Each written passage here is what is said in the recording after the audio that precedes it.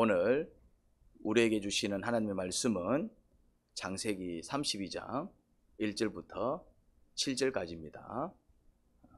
창세기 32장 1절부터 8절까지 야곱이 길을 떠나서 가는뒤 하나님 천사 둘이 야곱 앞에 나타나 야곱이 그들을 알아보고 이곳은 하나님 진이구나 하면서 그곳 이름을 마하나임이라고 하였다. 야곱이 에돔벌 세일 땅에 사는 영 에서에게 자기보다 먼저 심부름꾼들을 보내면서 지시하였다. 너희는 나의 형님 에서에게 가서 이렇게 전하여라. 주인의 종 야곱이 이렇게 아뢰오. 저는 그동안 라반에게 몸부쳐 살며 최근까지도 거기에 머물러 있었소. 저에게는 소한 나귀, 양떼, 염소떼, 남종, 여종이 있소. 형님께 이렇게 소식을 전하여 드리오. 형님께서 저를 너그럽게 봐주시구려. 심부름꾼들 에서에게 갔다 야곱에게 돌아와서 말하는디 주인 어른의 형님 에서 어른께 다녀왔소. 그분은 지금 부와 400명 거느리고 주인 어른 치려고 이리로 오고 있소. 야곱은 너무나 두렵고 걱정이 되었어. 자기 일행과 양떼와 소떼와 낙타떼를 두 배로 나누었다.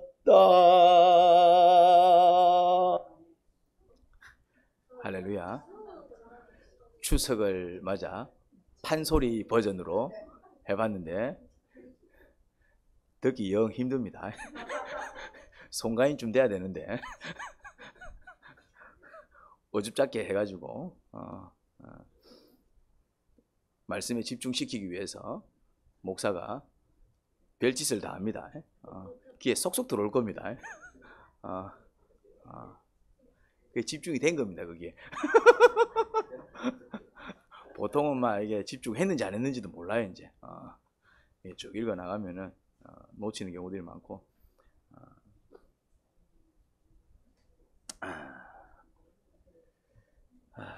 야곱은 드디어 외삼촌 집을 떠날 결심을 하였습니다. 자기의 재산이 많아지자 외삼촌과 그의 아들들이 자기를 바라보는 시선이 곱지 않다라는 것을 알았습니다. 계속 있기 정말 불편했습니다. 그리고 주님께서도 뭐라고 말씀하셨습니까? 그곳을 떠나서 집으로 돌아가라. 그런 말씀을 하신 것 같아요. 그런데 야곱은 그 말을 차마 외삼촌에게 할 수 없었습니다. 외삼촌이 아무리 생각해도 곱게 보내주지 않을 것 같았습니다. 오히려 그의 아내들과 자식들 그리고 그의 재산을 다 놓고 가라고 할 것 같았습니다. 왜냐하면 그 아내들이 전부 외삼촌의 딸들이지요. 그리고 그의 재산이 처음에는 다 외삼촌의 것이었기 때문입니다. 다 외삼촌의 것이에요. 그게 이제 어떻게 이제 야곱한테 넘어갔는데, 물론 합법적인 방법으로 넘어갔지만은 이 욕심 많은 외삼촌이 그걸 들고 그래 가 할 것 같진 않았다 이 말입니다.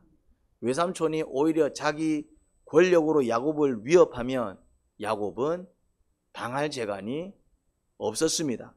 아무리 생각해도 외삼촌이 곱게 보내주지 않을 것 같아서 어떤 방법을 취합니까? 결국 몰래 떠날 계획을 세웠습니다. 어떻게 해요? 몰래. 그래서 쥐도 새도 모르게 가족들과 그의 재산을 다 챙겨서 그곳을 토꼈습니다. 속된 표현으로 그냥 토꼈어요. 뒤늦게 그 사실을 안 외삼촌은 불같이 화를 내며 자신의 모든 세력을 모아서 야곱 뒤를 쫓았습니다. 그때는 라반이 야곱을 어떻게 할 생각이었을까요? 잡아 죽일 생각이었습니다.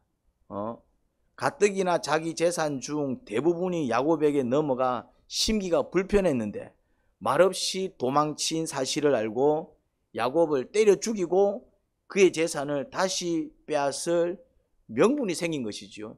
그냥 때려 죽이면은 참 저 삼촌 못된 삼촌이네 하는데 이거는 이제 먼저 좀 불미스럽게 떠나갔기 때문에 이거는 명분이 되는 것입니다. 명분이.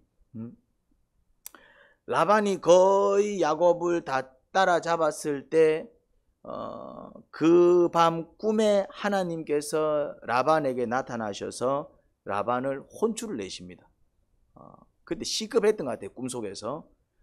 지금 이야기는 읽었던 본문 앞에 내용입니다. 읽어보면 나옵니다.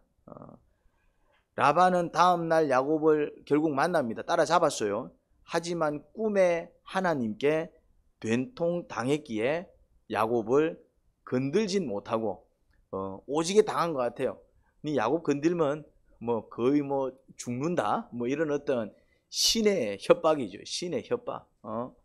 그래서 이제 차마 이제 야곱을 어떻게 하지는 못하고 아니 왜 도망치듯 갔냐고 이제 따져 묻습니다.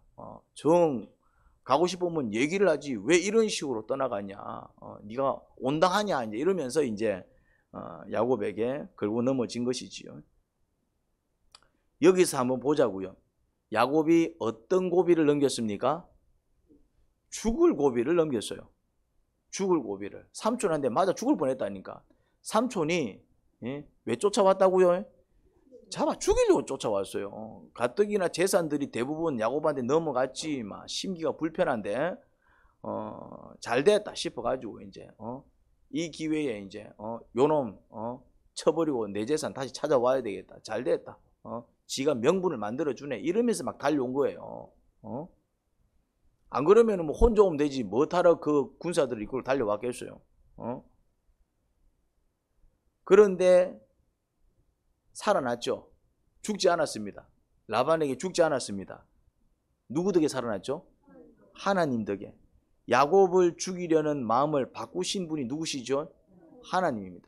그 밤에 꿈에 나타나셔가지고 그냥 라반을 혼쭐을 내버리셨어요. 그러면 왜 하나님께서 야곱을 이렇게 책임지시고 도와주셨을까요? 그 집을 떠나라고 하신 분이 하나님이시기 때문에. 하나님은 당신의 말씀에 순종하는 자들을 어떻게 한다고요? 책임지십니다. 그래서 이게 주님의 뜻이다.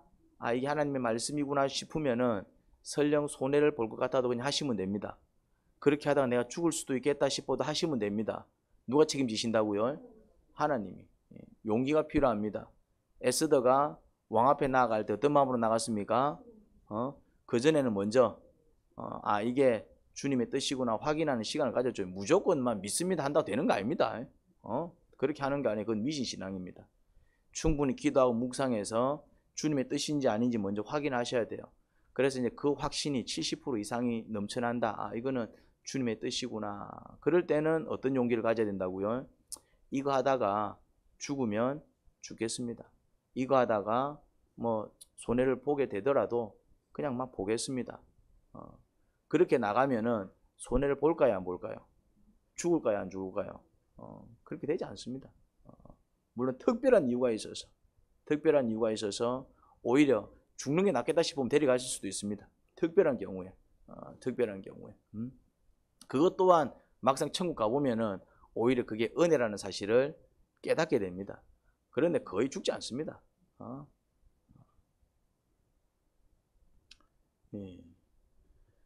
그러니까 하나님께서 누구를 책임지신 겁니까? 야곱을 책임지신 것이지요. 야곱이 죽도록 내버려 두지 않으셨습니다. 그런데 야곱은 하나님께서 자기를 책임지실 것을 믿었습니까? 안 믿었습니까? 야곱은 하나님께서 자기를 책임지실 것을 믿었어요? 안 믿었어요?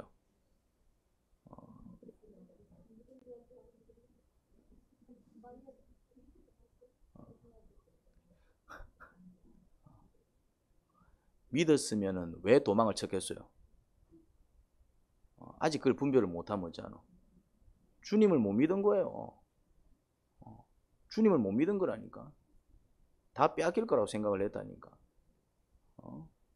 주님께서 나를 지키셔서 이거 다 빼앗기지 않게 해주실 것이다. 근데 설령 막 빼앗겨도 막 그게 주님의 뜻인갑다. 그런 용기 못 가졌던 것입니다. 도망쳐 나왔잖아요. 도망쳐 나왔다는 것은 무엇을 의미합니까? 도망쳐 나오면 됩니까? 안 됩니까? 속이면 되냐고요? 거짓말하면 되냐고요? 그게 무슨 방법입니까? 그게 주님 방법이요? 사람 방법이요? 그 분별해라 이 말이에요. 분별해라 이 말이에요. 야곱이 지금 또 어떤 방법 쓰고 있습니까? 그러니까 이거 놓치는 사람들이 많아요. 주님의 뜻이래 놓고 방법은 어떻게 해버린다고요? 사람 방법 써요. 주님의 뜻이면 방법도 어떻게 해야 된다고요? 주님께 딱 맡기고 나가야 돼요. 근데 되게 그렇게 하지 않습니다. 딱 하는 거 보면은 세상 사람과 똑같은 방식을 씁니다. 그러면서 이렇게 얘기합니다. 주님께서 나를 도와주실 거야. 주님께서 함께 하셔. 여러분들 그렇게 하고 있다니까요. 나한테 혼나는 이유가 그거예요. 여러분들이 저한테 혼나는 이유가, 제가 새벽마다 호통을 치는 이유가 그거라고요. 이제 다단계 하지 말라는 이유가 그거라니까요. 여러분들이 왜 다단계 하느냐 하면은 주님을 믿지 못하기 때문에 다단계 하는 거예요. 죄송한 얘기지만은 조금 힘들더라도 알바하고 조금 힘들더라도 내가 이런 일을 할 수 있을까? 그냥 그 좀 수고스럽더라도 오히려 그런가 하면서 내 성품을 고쳐 나가고 그러면서 기도를 익혀 나가고 때가 되면 주님께서 딱 높여 주시는데 그거를 못 기다리는 거예요. 불안한 거예요. 무슨 말인지 이해됩니까? 그러니까 이제 자꾸 이제 한 방을 노리는 거예요. 한 방을 자꾸 복권 살 생각이나 하고 죄송한 얘기지만은 예. 뭐 한 번씩 사도 됩니다. 뭐 근데 이제 이게 내 생명줄이다 이제 여기는 순간에 이제 그때부터 이제 인생이 이제 꼬이는 것이죠. 이 이제 그 우리 마음이 그렇다 이 말이죠. 이제 그 분별하셔야 돼요. 예. 야곱이 하나님 말씀에 순종할 때 순종은 했어요. 떠나긴 떠났어. 떠나긴 떠났다 이 말이죠. 근데 사실은 그것도 온전한 순종이라 하기 어렵습니다. 지는 별로 떠나고 싶지 않은데 주님께서 떠나라 해서 떠난 거예요? 아니면 지도 떠나고 싶어서? 지가 떠나고 싶어서 떠난 거죠 이제. 그러니까 이건 온전한 순종이라 하기 어려워요. 반쪽짜리 순종인 것이죠. 그러니까 반쪽짜리 순종이니까 주님을 의지하지 못합니다. 이 순종은 정말 자기는 원하지 않는데 주님께서 가라고 하셨기 때문에 움직인 그런 순종이었다면 주님을 의지해서 움직였을 겁니다. 그런데 떠나는 것은 주님의 뜻이 맞지만은 야곱은 주님의 뜻에 순종하기 위해서 떠난 게 아닙니다. 왜 떠났습니까? 쥐가 떠나고 싶어서 떠난 거예요. 어떻게 이제 지가 떠나고 싶었던 마음하고 주님의 뜻이 이제 맞아 떨어진 것이지. 예? 만약에 야곱의 마음과 주님의 마음이 달랐어도 야곱이 순종했을까? 알 수 없다 이 말입니다. 야곱의 지금 이런 어떤 모습들을 봤을 때. 그러니까 이제 이거는 순종은 순종인데 온전한 순종은 아닌 거예요. 진짜 순종은 뭐냐면은 조금 내키진 않지만은 주님께서 원하시니까 한번 해보겠습니다. 이게 진짜 순종이다 이 말입니다. 이게. 그러니까 이제 나오는데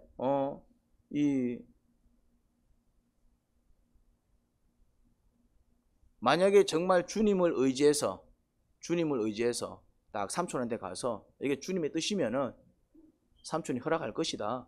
그리고 주님을 믿고 딱 나갔으면은 죽을 고비를 넘겼을까요? 안 넘겼을까요? 안 넘겼죠. 말하고 떠나는데 왜 죽을 고비를 넘겼는? 말하고 떠나는데. 말 안 하고 떠났기 때문에 이제 이 명분을 준 거잖아요, 이제.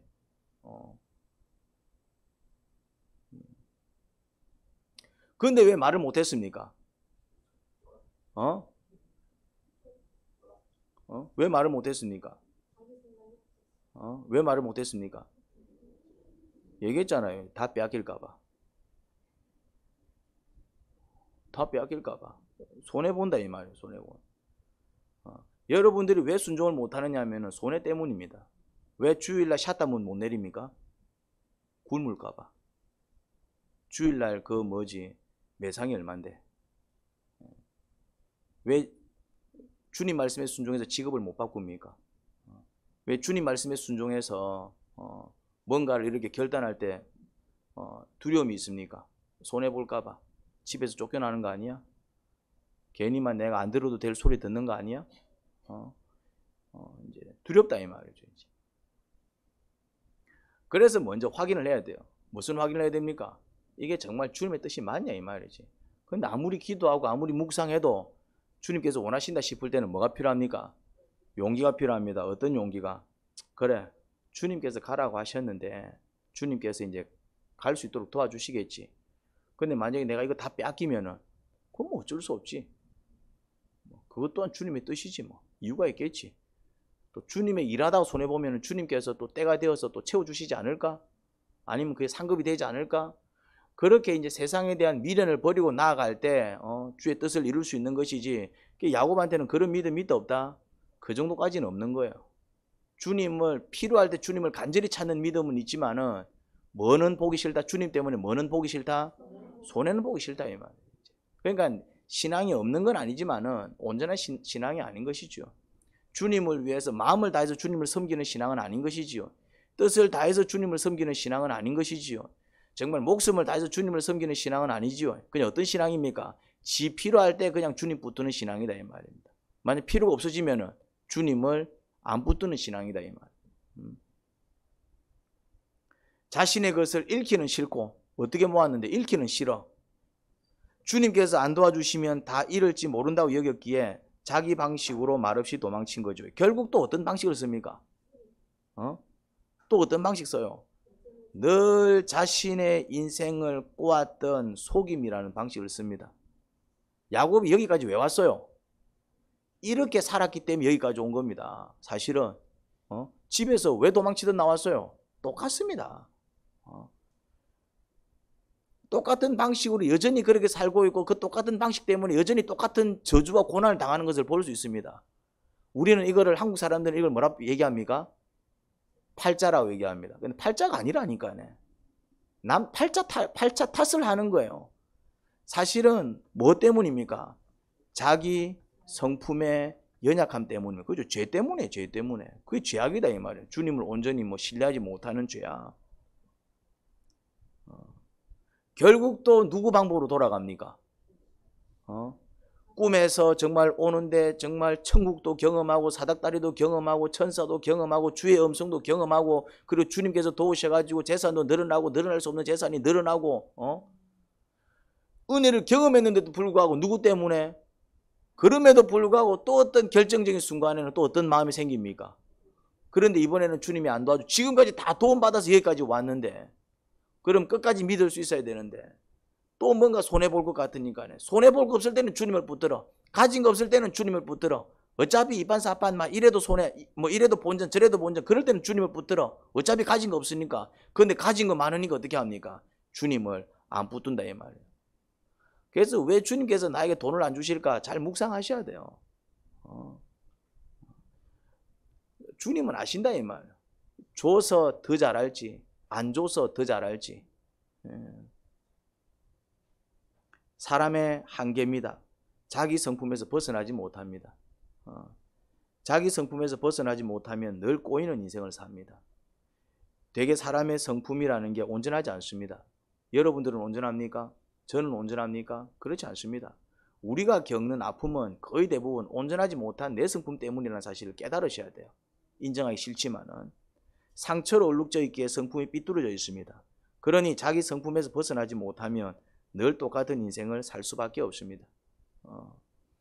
그러니 나의 성품 중 삐뚤어진 부분이 무엇인지 발견해서 그걸 주님 앞에 가지고 나가 치료받아야 됩니다. 그래서 묵상해야 된다 이 말. 삐뚤어진 나의 성품. 삐뚤어진 나의 성품은 뭐냐면은 주님을 닮지 못한 부분을 얘기하는 것입니다. 주님은 뭐 요새 MBTI요. MBTI 속지 마시기 바랍니다. 젊은 사람들이 MBTI를 좋아하는데 MBTI에 속으면 안 돼. 그게 일종의 MBTI가 뭐냐면은 현대판 사주팔자입니다. MBTI가 사주팔자라니까네. 이전에 우리 한국 사람들은 사주팔자를 가지고 인생을 이렇게 이제 논했다 이 말이죠. 니는 이런 사람 만나야 돼. 뭘 가지고? 사주팔자를 가지고. 니는 이렇게 살아야 돼. 사주팔자를 갖고 얘기했다 이 말이죠. 요즘은 뭐 갖고 얘기합니까? MBTI를 갖고 얘기합니다. MBTI를 가지고 니는 이런 직장 들어가야 돼. MBTI를 가지고 니는 이런 사람 만나야 돼. MBTI를 가지고 니는 이렇게 살아야 돼. 이래 얘기하고 있다 이 말이죠. MBTI는 현대판 사주팔자입니다. 여러분 MBTI 버리셔야 돼요. 위험합니다 이게. MBTI가. 물론 참고는 할 수 있어요. MBTI는 나를 보게 만드는 도구는 되니까 그냥 참고하셔야지. 나는 이런 사람이니까 나는 이런 사람이니까 그게 온전한 줄 착각하는 거예요. 온전할까요? 아닙니다. 그게 상처와 죄로 얼룩져 있는 그냥 나의 모습인 거예요. 거기서부터 출발해서 어디로 나가야 됩니까? 어디로 나가야 돼요? 그렇죠. 성화는 누구를 닮는 거예요? 주님은. 우리는 항상 주님의 형상을 바라봐야지. 내 MBTI는 뭐야? 네 MBTI는 뭐야? 그게 사실은 굉장히 세속적이다. 우리는 MBTI를 얘기하면 안 돼. 뭘 얘기해야 됩니까? 나는 죄인입니다를 얘기해야 돼요. 무슨 말인지 이해됩니까? 나는 되게 감성적인 사람이야. 죄인이란 얘기를 하니까 감성적이면 안 돼. 사람은 이성적이면서 감성적이어야 돼. 그런데 어떤 사람은 이성적이야. 이것도 죄인인 겁니다. 감성적인 것도 죄악이다 이 말이죠. 균형이 잡혀야 돼. 그런데 대개 사람은 둘 중에 하나예요. 개발되지 않으면은 한쪽으로 치우친 성품만 갖고 있다 이 말이죠. 우리는 무슨 말인지 이해가 됩니까? MBTI는 그냥 내 모습을 보여주는 내가 이런 사람이구나. 그래서 내가 그렇게 사는 게 정당한 게 아니다 이 말이에요. 어떻게 살아야 됩니까? 내 모습은 그렇지만은 근데 그 모습은 주님을 닮은 사람이 아니라 주님은 MBTI가 뭘 것 같아요? 주님은 MBTI가 뭐 나올 것 같아요? 주님은 MBTI가 안 나옵니다. 왜? 주님은 모든 성품을 다 가지고 있기 때문에. 우리는 일그러진 성품이기 때문에 부분적으로만 드러난다 이 말이죠. 이제 좋은 점도 있고 나쁜 점도 있고. 주님이 MBTI라는 게 어디 있어? MBTI라는 게 그냥 주님은 온전한 성품으로 살아가시는 분인데 무슨 말인지 이해가 됩니까? 그런 걸 참고할 수는 있어요. 내가 이런 사람이구나. 내가 내성적인 사람이구나. 내가 외향적인 사람이구나. 내가 직관적인 사람이구나. 내가 이성적인 사람이구나. 내가 감성적인 사람이구나. 그런데 내가 그런 사람이기 때문에 그냥 그렇게 살아버리면 어떻게 될까요? 그럼 인생 꼬이는 겁니다. 그럼 인생 꼬이는 거예요. 그래서 다들 꼬이는 인생 살아가는 거예요. 내가 그런 사람이기 때문에 그 모습이 죄인이라는 사실을 깨닫고 감성적인 사람은 이성적인 사람이 되도록 노력을 하셔야 돼요. 이성적인 사람은 감성적인 사람이 되도록 노력을 하셔야 돼요. 무슨 말이야? 천하태평인 사람은 좀 성실히 살도록 노력하셔야 돼요. 너무 강박적으로 사는 사람은 여유를 가지도록 노력하셔야 된다 이 말이에요. 사람의 모습은 전부 다 일그러진 죄인된 모습이기 때문에 내 모습은 이래, 나는 원래 이래 외치는 것은 굉장히 악한 모습이다 이 말이죠. MBTI는 그것을 더 정당하게 만들어 버립니다. MBTI를 얘기하면 안 돼. 특히 젊은 사람들이 MBTI를 많이 얘기하는데 그거는 젊은 사람들이 MBTI 얘기하는 거는 옛날 우리 어머니 아버지들이 사주팔자 얘기하는 거 똑같은 거예요. 네 사주가 어때? 네 뭐 궁합이 어때? 네 팔자가 어때? 이래 얘기한다 이 말이죠. 뭔 얘기입니까? 니는 사주가 이런 사주기 때문에 이런 일 해야 돼. 그런 일 니한테 맞지 않아. 니는 사주가 이런 사주기 때문에 이런 사람 만나야 돼. 똑같잖아요. 니는 MBTI가 이런 MBTI니까 니는 이런 일 해야 돼. 니는 MBTI가 이런 MBTI니까 이런 사람 만나야 돼. 그러니까 MBTI가 결국 누구 역할을 하고 있습니까? 하나님 역할을 하고 있잖아요. 하나님 말씀이 하나님 역할을 하는 게 아니라 MBTI가 하나님 역할을 하잖아요. 이제. 그래서 사람을 바라볼 때 MBTI를 살필 게 아니라 뭘 살펴야 됩니까? 그 사람을 어떻게 사랑할지, 그 사람을 어떻게 용서할지 그 말씀을 적용하는 게 아니라 MBTI가 어떠냐, MBTI가 어떠냐 막 그런 이제 똥발로 소리만 하고 앉아 있다 이 말이죠. 안타깝습니다. 크리스천들이 MBTI 얘기할 때마다 난 가슴이 철렁철렁 내려앉아.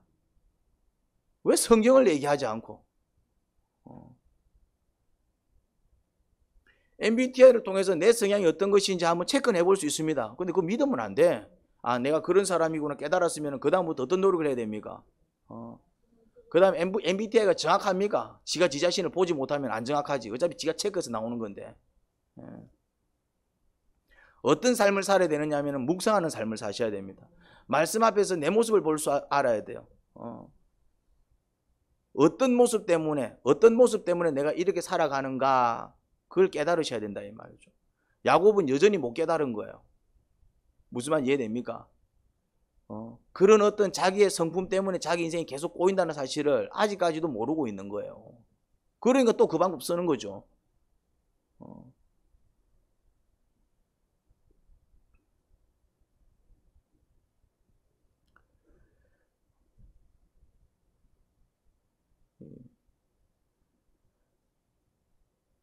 그러니 나의 성품 중 삐뚤어진 부분이 무엇인지 발견해서 그걸 주님 앞에 가지고 나가서 치료받아야 돼요. 무슨 말인지 이해됩니까?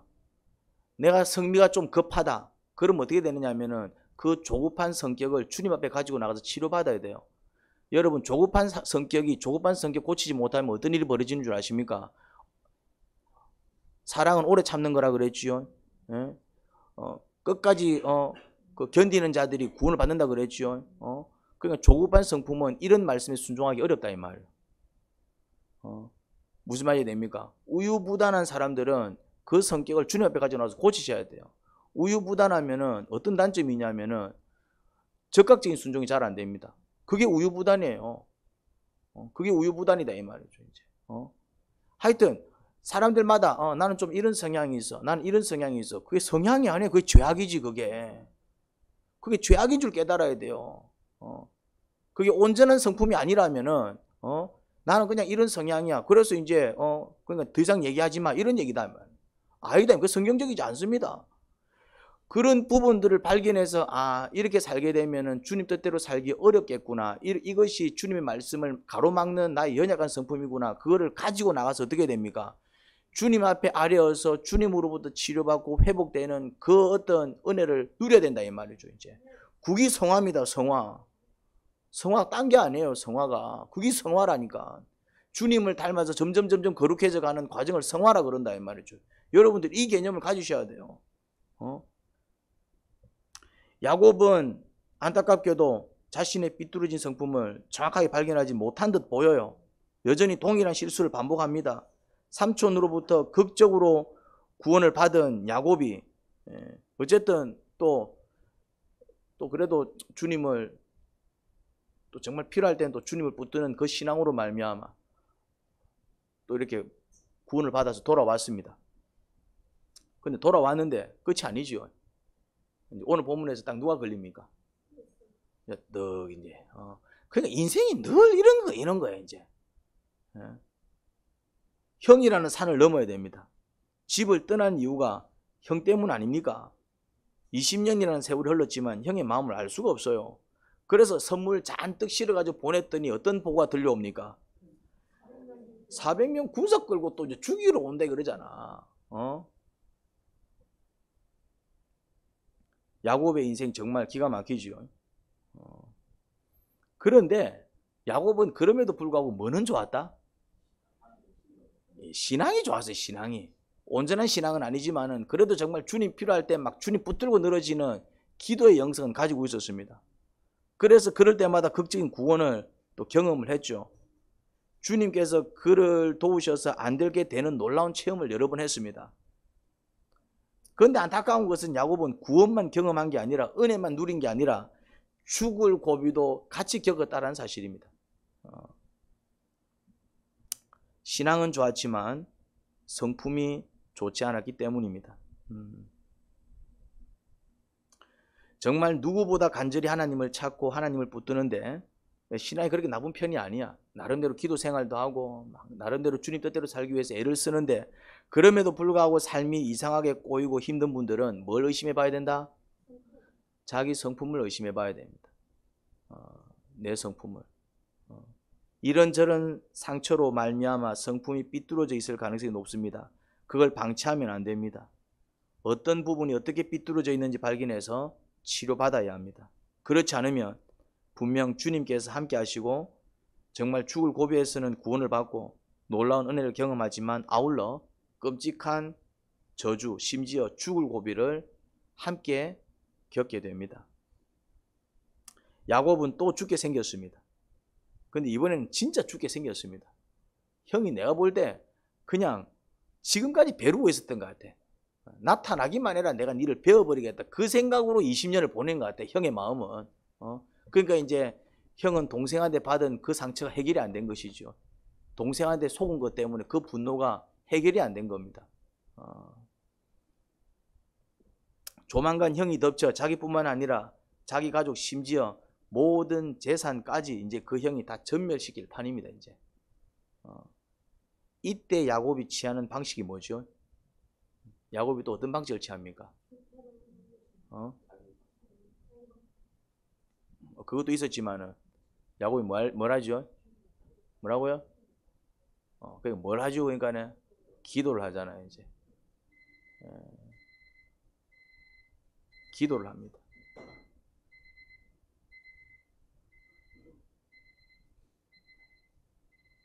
다음 페이지 넘기세요. 다음 페이지 그거 놔놓고.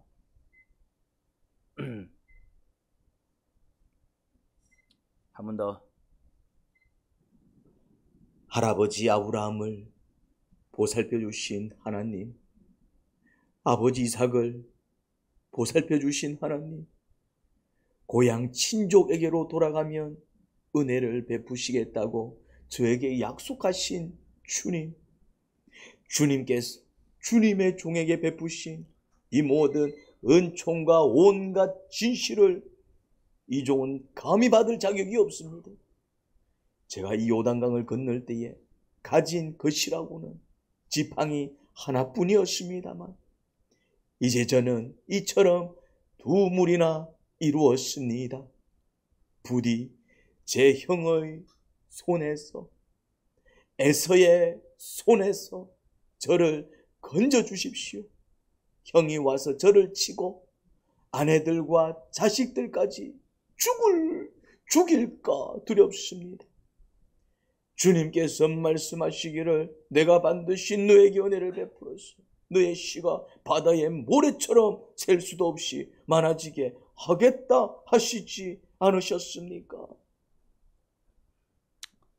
자, 9절부터 12절까지 누구의 기도가 나옵니까? 야곱의 기도가 나옵니다. 3절에 걸쳐서 나옵니다. 기도했더라가 아니라 그냥 그 기도 내용이 3절에 걸쳐서 나옵니다. 성경 안에서 거의 한 3, 4절에 걸쳐서 기도문이 나왔다. 이거는 꽤 많이 나온 겁니다. 기도 내용이. 성경은 그냥 간단하게 사건 중심으로 흘러가는데 아예 기도 내용 자체를 실어놔 버렸습니다. 그러니까 야곱이 어떤 영성을 가지고 있었냐면은 정말 문제가 생겼을 때 주님 앞에 탁 엎어져 가지고 정말 간절하게 이제 주님께 은혜를 구하는, 이것도 사실은 대단한 겁니다. 문제가 생겨도 기도하지 않는 사람들이 많습니다. 기도할 줄을 모릅니다. 그냥 속으로 그냥 몇 마디 기도하고는 왜 안 되지 이러고 있습니다. 정말 주께서 일해 주실 때까지 정말 또 기도하고 또 기도하는 그런 영성들이 부족합니다. 야곱이 기도를 언제까지 합니까? 천사를 안 보내주잖아요. 그 천사와 씨름하는 장면 여러분들 아십니까? 야곱이 안 보내줍니다. 그만 나아라, 내 가야 된다. 그러니까 저를 축복해 주시지 않으면 못 갑니다. 붙들고 늘어집니다. 기도는 그렇게 하는 거예요. 소나무가 뽑힐 때까지 기도하셔야 돼요. 무슨 말인지 알겠습니까? 내 무릎이 시퍼렇게 멍들 때까지 무릎을 치면서 기도하셔야 된다 이 말이죠. 무릎이 멍든 줄도 몰라. 보니까 그래 멍들어 있는 거야. 그만큼 간절하게. 그래서 좋은 기도는 결국 뭐로 승부난다? 좋은 기도도 나쁜 기도는 뭐로 승부난다고요? 시간입니다. 시간. 5분 기도해도 땡실하게 기도하면 그런 기도 없습니다. 뭘 5분 땡실하게 기도를 해? 기도는 시간입니다. 기도는 시간입니다. 얼마나 기도했느냐 이게 중요합니다. 그 사람이 정말 그 믿음의 측정은 시간입니다. 시간입니다. 그 할렐루야 그 교회 김상봉 목사님 아시지요? 유명합니다. 이제 조영기 목사님하고 1살 차이 난대요. 조영기 목사님은 제대로 신학을 안 나오셨어요. 조영기 목사님. 그래서 각 교단 후보도 많이 두들겨 맞았어요. 한 번씩 좀 이상한 소리를 하셔가지고 정식으로 신학을 안 하셨어요. 보면 설교가 그렇게 좋은 설교가 아닙니다. 복타령만 해야 되지. 그런데 김상환 목사님 나름입니다. 공부 많이 하셨어요. 그리고 이제 설교도 정말 잘하십니다. 그리고 이제 김상환 목사님도 김상환 목사란다. 김상봉 목사님 할렐루야. 교회도 꽤 큽니다. 그것도 꽤 큽니다. 대형교회 들어가요. 그런데 조영기 목사님 교회에 비하면은 게임이 안 됩니다. 그거는 한때 100만까지 찍은 교회이기 때문에. 그러니까 이제 당신은 내보다 설교도 못하고 내보다 배운 것도 없고 그런데 어떻게 내보다 큰 목회하냐. 이제 서로 친하니까 이제 그래 물었겠죠. 그때 이제 조용히 목사님이 물었어요. 목사님 기도 얼마나 합니까? 기도 몇 시간 합니까? 그때 조용히 목사님이 이렇게 했어요. 나는 하루에 6시간씩 기도합니다. 6시간씩. 기도는 시간입니다. 기도는 시간입니다. 여러분들이 정말 하나님의 능력을 입기를 원하면 기도 시간을 늘려나가셔야 돼요. 뭐 지금 당장 6시간 기도해야 돼 이런 개념은 아닙니다. 그게 하루아침에 됩니까? 10분 기도하시는 분들은 30분 기도하려고 애를 쓰셔야 돼요. 30분 기도하시는 분들은 1시간 기도하기 위해서 애쓰셔야 돼요. 나 기도하는데 기도한다 안 한다 중요한 게 아닙니다. 얼마나 기도하십니까? 기도를 얼마나 하십니까? 이게 중요합니다. 얼마나 기도하십니까? 이 질문에 당당하게 대답할 수 있어야 됩니다. 죄송합니다. 저는 기도를 그렇게 많이 하지는 못합니다. 부끄럽지만 하루에 한 2시간 정도 합니다. 이런 대답이 나와야 돼요. 죄송합니다. 제가 바빠서 기도는 많이는 못합니다. 그렇지만 아침에 제가 꼭 1시간 이상씩 기도하려고 애를 씁니다. 제가 아침에 30분, 저녁에 30분 제가 그렇게 쪼가리를 내서라도 기도하려고 애를 씁니다. 이런 이야기들이 나와야 돼요. 뭐 그냥 하루에 뭐 5분씩 10분씩 자기 전에 뭐 그냥 2, 3분 안 하는 것보다 낫지만은 기도는 질이 아닙니다. 기도의 질이 어디 있습니까? 뭐 어떤 기도는 질 좋은 기도, 어떤 기도는 질 나쁜 기도입니까? 기도는 시간입니다. 내가 얼마나 주님과 씨름하느냐, 내가 얼마나 주님 앞에 엎어지느냐, 내가 얼마나 주님과 교제하느냐, 거기서 능력이 결정 나버립니다. 그 다음 두 번째는 뭡니까? 첫 번째는 시간입니다. 기도 얼마나 하세요? 얼마나 하세요? 이 질문에 정직하게 대답할 수 있어야 될 것입니다. 기도는 시간입니다. 두 번째는 뭡니까? 그래, 기도했더니 주님께서 어떻게 응답하시던가요? 충분히 기도하지 못하기 때문에 응답을 못 받는 것입니다. 충분히 기도하지 못하게. 한 1시간쯤은 기도해 줘야 되는데 충분히 기도하지 못하기 때문에 응답을 못 받는 것입니다. 한 일주일 이상은 정말 동일한 어떤 제목으로 정말 어떨 때는 한 달, 2달, 심지어 6개월 충분히 기도를 해줘야 탁 응답이 오는데 충분히 기도해 주지 못하니까 응답을 못 받는 거예요.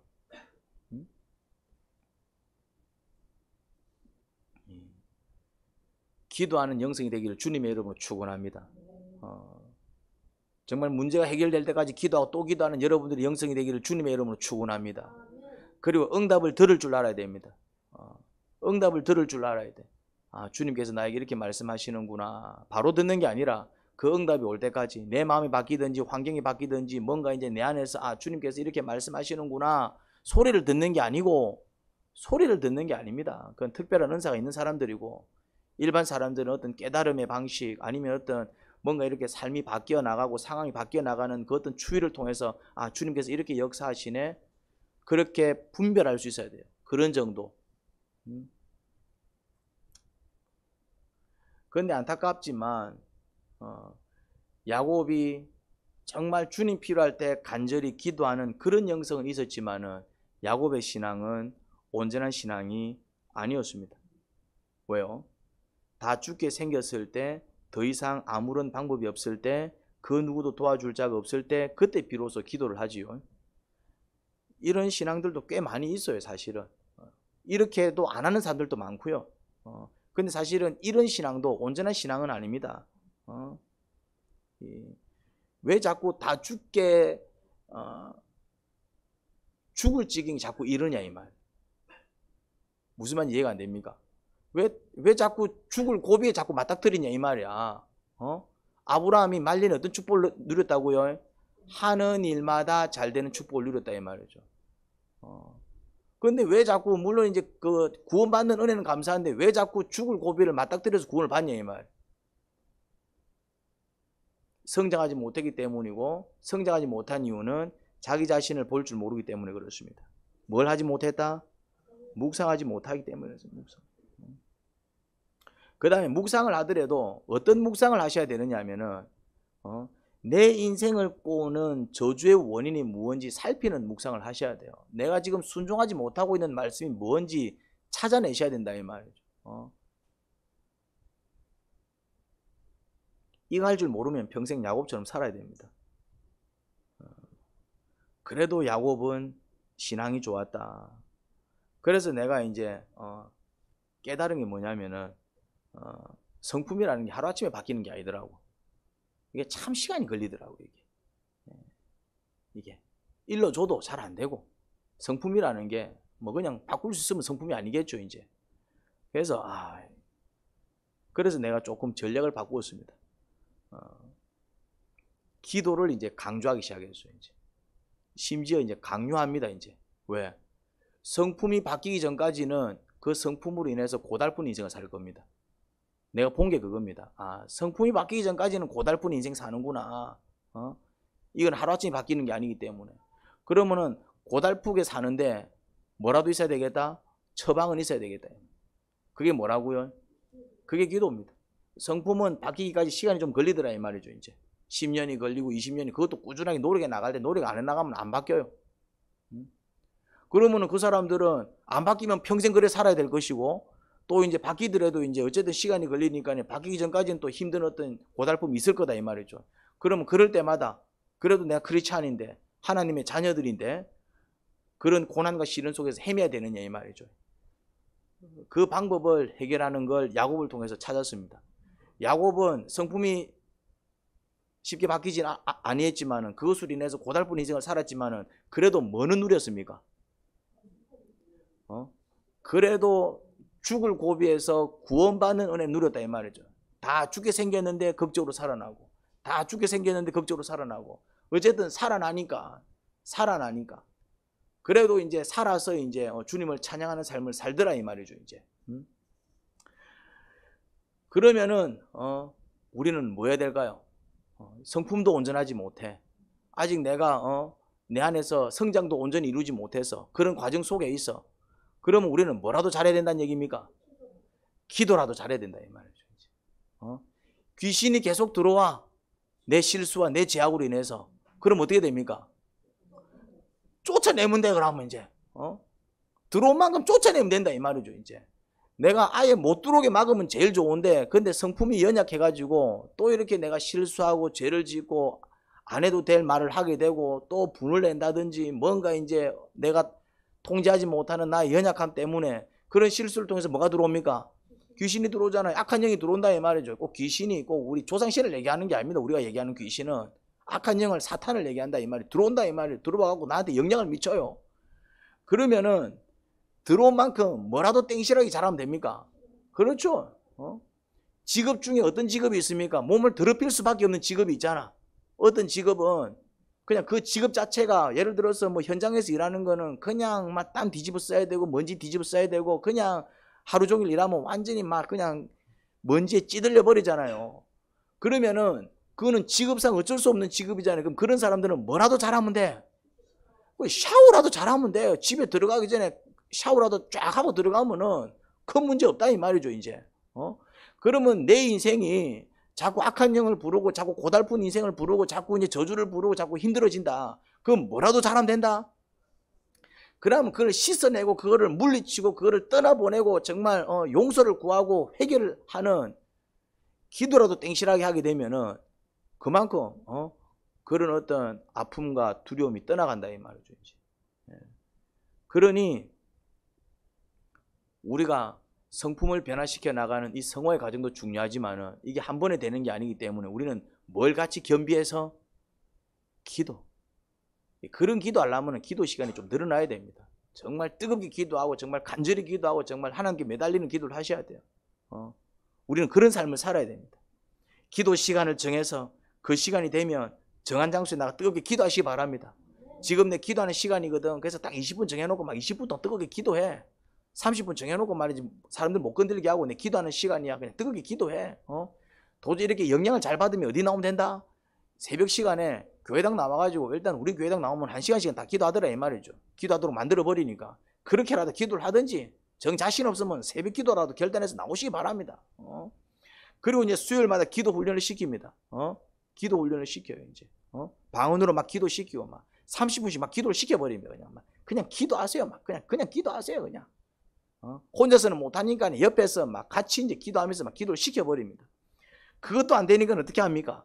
12월 1일 금요일 날 철야 기도해야 합니다. 그냥 밤새워서 기도해 빕니다. 막 그냥 같이 혼자서 4시간 5시간씩 어떻게 기도해. 그런데 이제 딱 작정해서 하면은 되더라 이 말이요. 9시간도 기도하고 5시간도 기도 되더라 이 말이요. 그렇게 이제 정말 뜨겁게 기도할 때에 뭐는 해결되더라? 죽을 고비는 해결되더라. 뭐는 해결되더라? 아픔과 시련은 해결되더라. 뭐는 떠나가더라? 귀신은 떠나가더라. 저주는 떠나가더라. 하나님 아버지, 저희들을 정결케 만들어 주소서. 정결하지 못한 부분으로 인해서 저희들의 모습이 힘을 잃습니다. 정결하지 못한 모습으로 인해서 오히려 악한 영들이 들어와서 우리를 휘어잡습니다. 우리는 휘둘리는 삶을 삽니다. 성품에 휘둘리고 감정에 휘둘리고 연약한 모습을 보입니다. 그래서 자꾸 넘어지고 자빠지고 어려움을 겪습니다. 일어서야 될 텐데 주님 도와주소서. 아버지께서 함께 하소서. 야곱을 극적으로 구원하셔서 또 살 길을 열어주신 하나님, 형으로부터 구원해 주시고 삼촌으로부터 구원해 주시고 정말 그렇게 극적인 체험을 통해서 살려주신 하나님, 우리도 살려주세요. 우리도 정말 이런 환경 속에서, 정말 이런 열악한 어려움 속에서, 아픔 속에서 우리도 건져주세요. 우리도 정말 새롭게 만들어주세요. 우리의 삶도 책임져 주세요. 우리도 인도해 주세요. 주님, 예수님 이름으로 기도합니다. 아멘.